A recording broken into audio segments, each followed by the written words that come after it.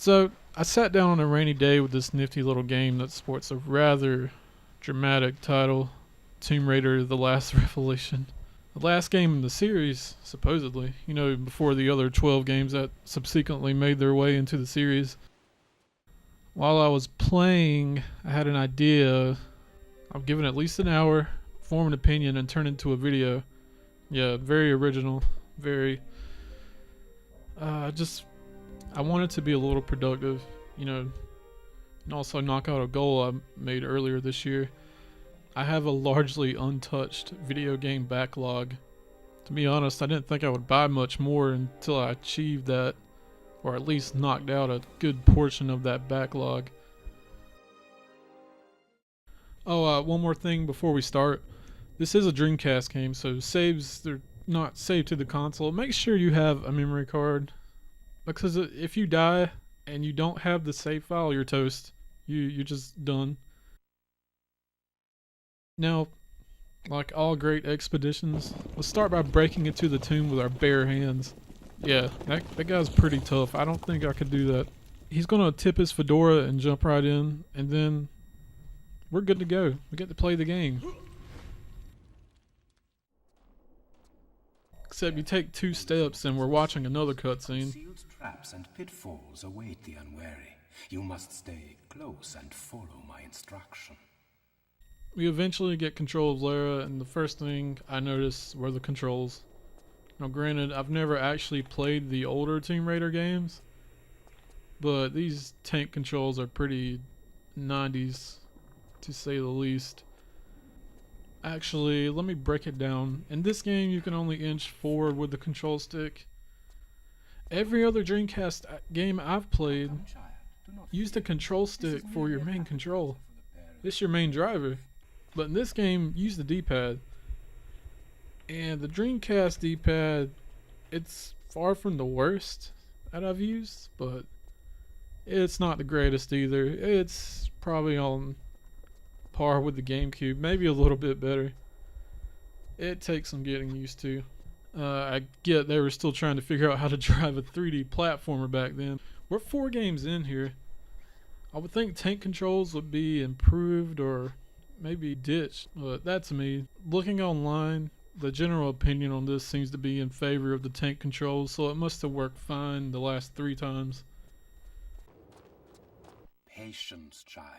Disrespect is a route to carelessness. Our route lays beyond the stream. So I guess this is a good time to get into the jumping. It's pretty weird. This gap is wider, and the edges treacherous. First walk to the edge. Can I play the game? He interrupts you a lot. He's kind of annoying in this tutorial. Press and hold action. You will grab the outcrop. He tries to lay it out for you like you've never played a video game before. The jumping isn't bad. What's bad is these cutscenes interrupting you. Will you let me play the game? Jeez. One more crossing, child. Or do you wish to stop for tea? Oh, I think I can just about hold it together. Wouldn't want to spill it on your nice suit, at any rate. Voice acting isn't that great either, but that's a given with a Dreamcast game. You have to hold the action button to grab the ledges. It doesn't tell you what the action button is, but I assume that's because this game was released on 4 different platforms. The developers could have maybe put the action button instructions on screen, but that's just a nitpick. Once you figure it out, it's really not hard to remember. Though if you fall down, it's really annoying. You can see when I try to make my way back up, the controls get really awkward. You can't just turn around and go back. You have to circle around, then run back. And then I get stuck in this pool of water. I didn't realize you hold forward and just press the action button to get back up. Anyway, when you get done with that, he's just going to ask you to climb across this ledge. All you do is jump up and hold the action button, but don't let go. You'll just fall down. This hallway section was a little weird. The camera changes angles. And I guess I forgot these were tank controls. You just keep holding up. You don't have to press down to go forward. That's why I kind of stalled here. Now when you get to this section, he's going to make you jump in. He's going to make you search for whatever artifact he needs underwater. And then it gets really confusing. You have to climb up a ledge and push a lever. I couldn't find this ledge for like 5 minutes. and this area isn't that huge. Maybe I'm just blind, but I couldn't see it at first. No, I've never played this game before, but I've never had that much trouble finding a ledge. I didn't want to give up though. I finally found the lever. And then I got stuck again. Look for a lever or pressure pad. There must be one close by. When you find it, use action to activate it. It doesn't tell you how to push the lever.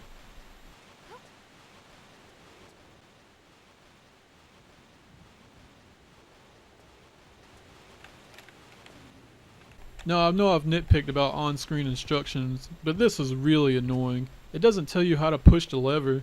It relies on you to figure it out. Now I wouldn't say it takes a genius, but it took me a minute to figure out how to push this lever. It's like I said before, the action button is really ambiguous. In most games you stand beside the lever and push the action button, and that's what I tried to do for like 10 minutes. But no, you have to be standing directly in front of the lever, and it feels almost specific. You can't just be standing close to it, you have to be standing right on it, press the action button, and push forward. It took me way too long to figure this out. Though I have to admit, looking back, it's pretty funny watching me dance around this lever trying to push it. Again, it's another one of those things where if you figure it out the first time, you won't have trouble with it later on. Catch your death in those clothes, my dear.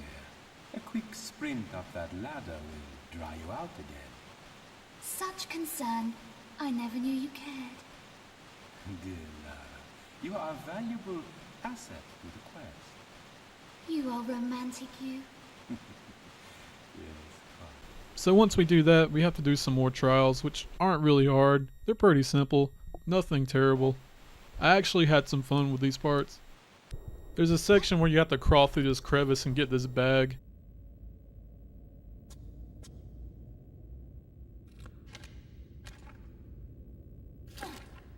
I accidentally walked back out without pushing another lever, but I pushed this lever in less than 10 seconds. It's still really annoying the first time though.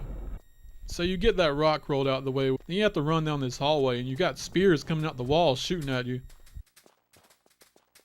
Dive through the gap. Dive through the gap. Press jump to perform a diving roll.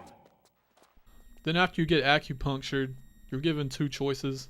The two choices are the path of the heretical, whatever that is, and the path of the virtuous. To the right, the path of the heretical.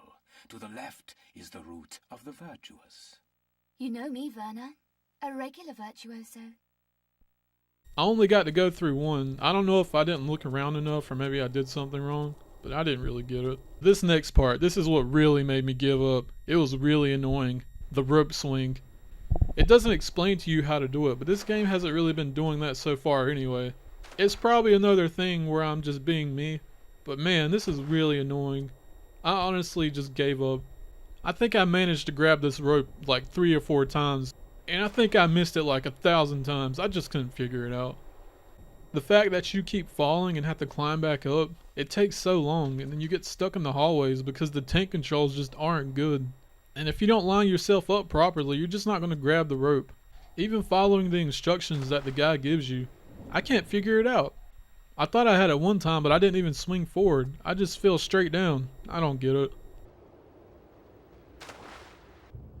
Just to conclude this video, I don't think this is a horrible game. I actually think it could be pretty good, but these tank controls are really something to get used to. The only game I've ever played with tank controls was Resident Evil, but I don't remember it being this bad. But it's been years since I've played that. I'll probably give this game another chance someday. I don't want to give up here, but I definitely need to find a memory card so I can turn the system off at least without losing all my data. And when I can play the game without worrying about my data, I'll definitely take the time to get good at these controls and see what this game is really about. Because apparently it's not a bad game. I want to see for myself. And on that note, this has been an hour with Tomb Raider: The Last Revelation.